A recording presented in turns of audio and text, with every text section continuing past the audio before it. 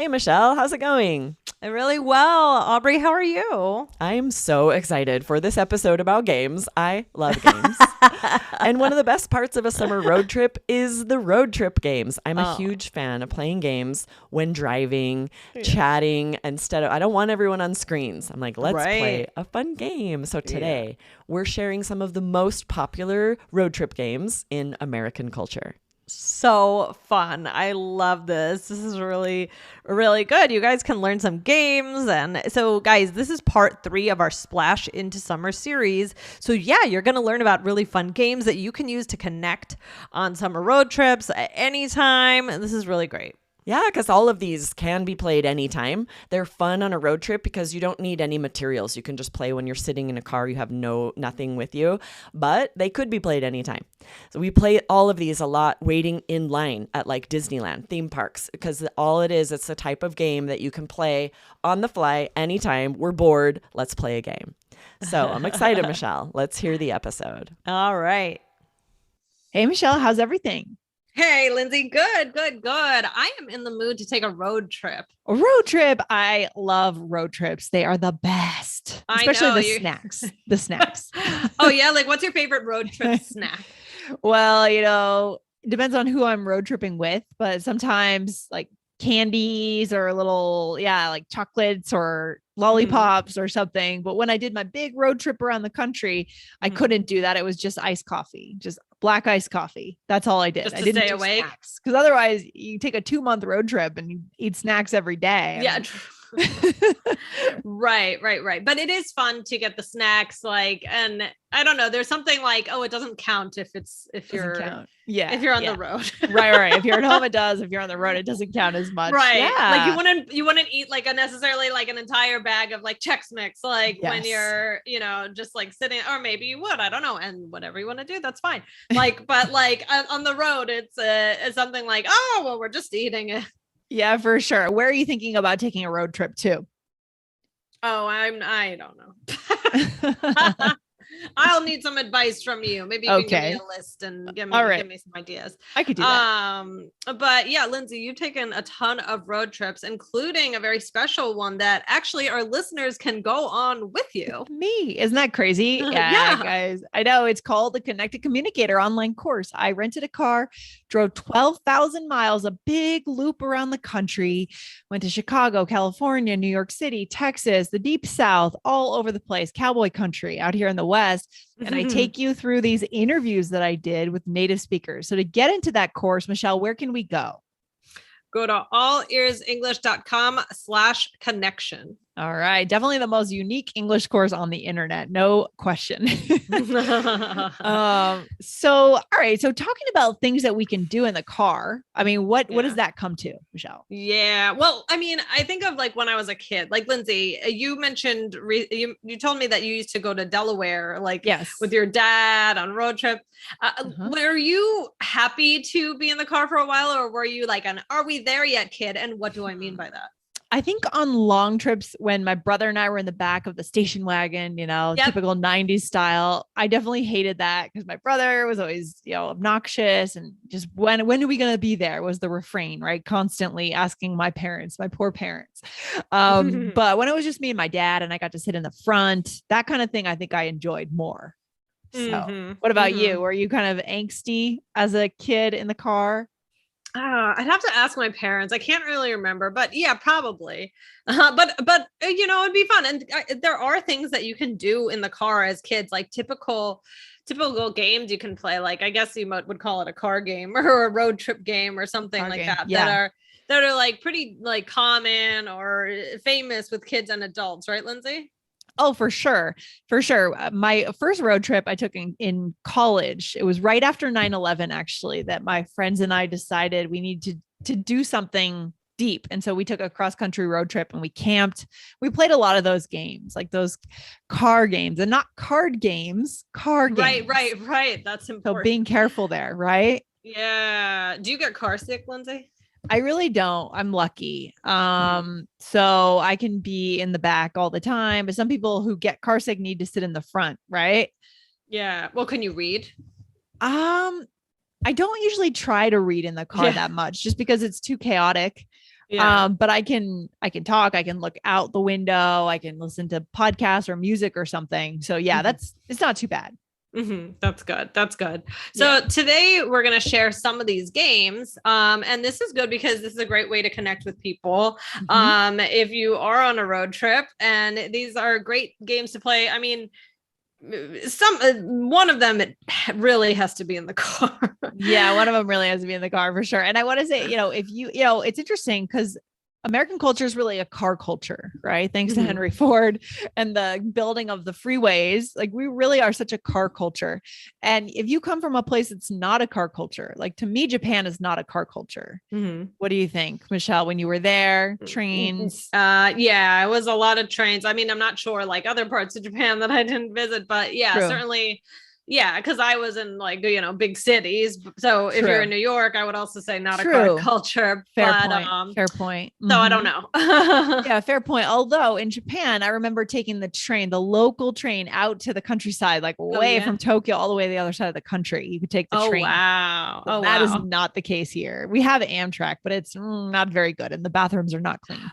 Oh, well, yes, certainly if we're talking about the quality of the trains and especially the bathrooms, it's like, I'm so scared to go on the train because I specifically don't want to use the bathroom. Oh, they're awful. I avoid them at all costs. But what I'm trying to say is, if you do relocate to the US or maybe Canada, probably Canada too, a way to build a relationship is to invite someone on a road trip, a little weekend road trip someone you want to get to know better. And that is a part of the culture. So knowing what to do in the car is a key thing. Right? Exactly. All right. So let's get into the games, Lindsay. Get into the games. Okay. Get your head in the game, Michelle. That's right. What's the first game? Okay. This is the one we said we really need to be in the car to do it. So the license plate game, in this game, you look out and you try to spot a license plate from as many different states as you can. And what do you do, Michelle? Do you tally the number you've seen? Well, I think it's really up to you if you want to I feel like how I played it was just like you would shout it out when you saw it. Yeah. I don't know if we were that serious about it, but I could imagine it getting competitive if somebody's like writing it down or telling it. Did you play this? Yeah. We played this on the first road trip I was on, road trip 1. And I have them all ordered, road trip experiences. Yeah. We did. We had fun with it. So we were in college, just having fun, just trying to entertain ourselves. Yeah. Kids, college kids, middle school kids. It makes sense. Right. Yeah. So yeah, you just guys, I mean, because there are 50 different kinds of license plates. And if you're on a road trip, you might see a lot of the license plates of the place the state that you're in.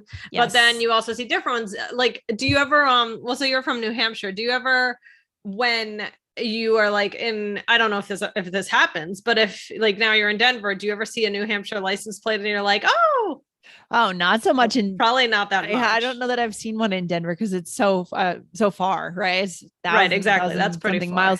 Miles. But certainly in New England, you see them. And I've always taken a lot of pride in my license plate because our state motto, you know what it is? We've talked about it, I think, before. New Hampshire state motto is live free or die, which is yes. It's so serious compared to like it's a very intense. Florida, the sunshine state. Colorado, the golden state. New Hampshire, live free or die. It's like a big threat. Right. Well, I mean, I always get excited for me, it's, a lot more common because New York and Maryland.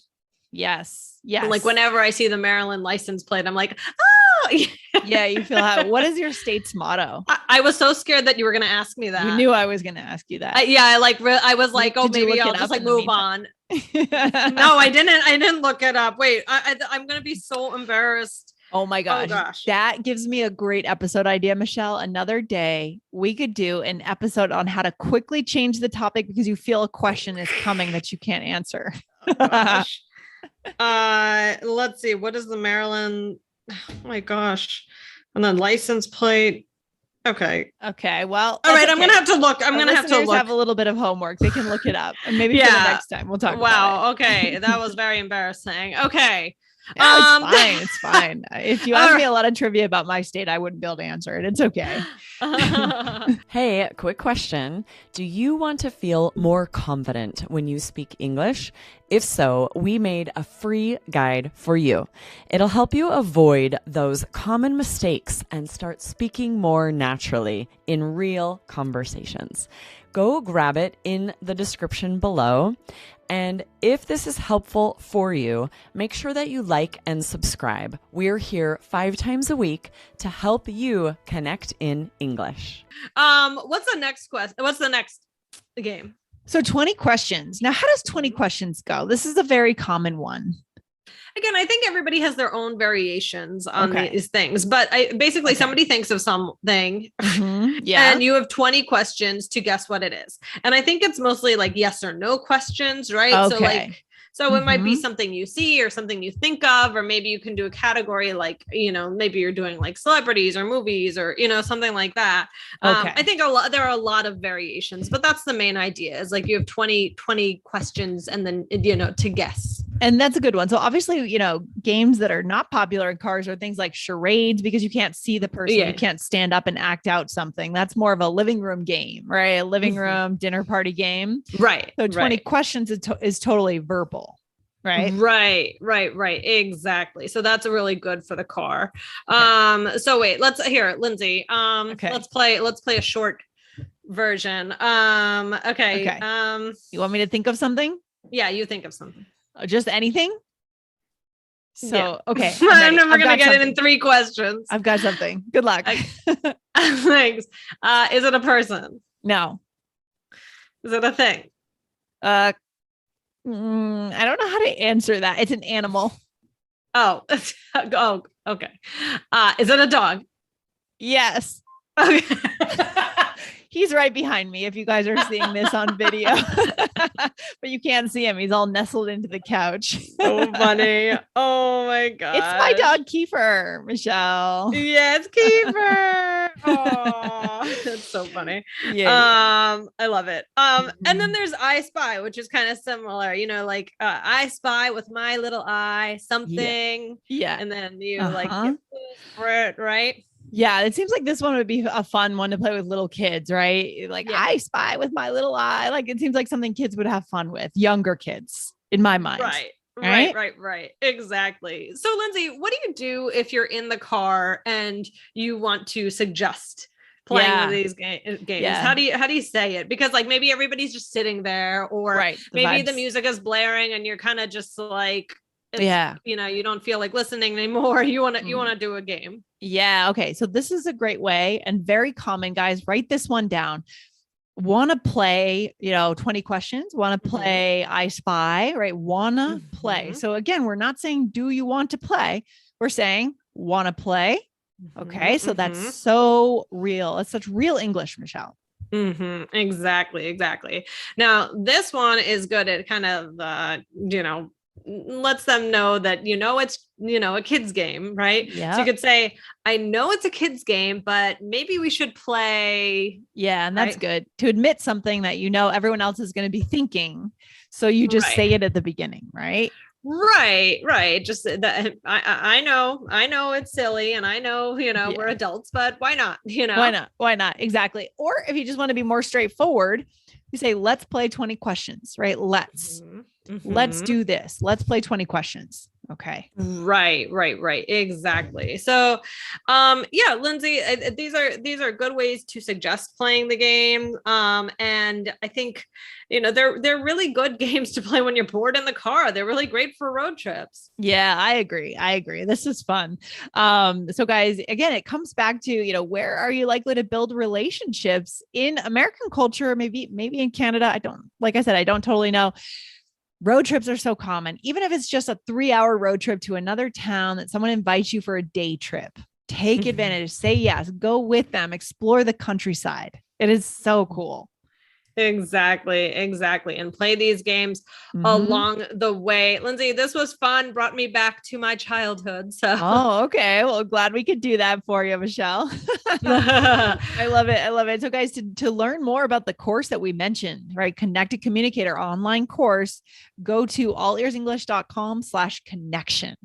All right. Awesome. All right. Right. This was fun, Lindsay. Have a safe drive wherever you go next. Okay. You too, Michelle. Talk to you soon. Bye. Bye.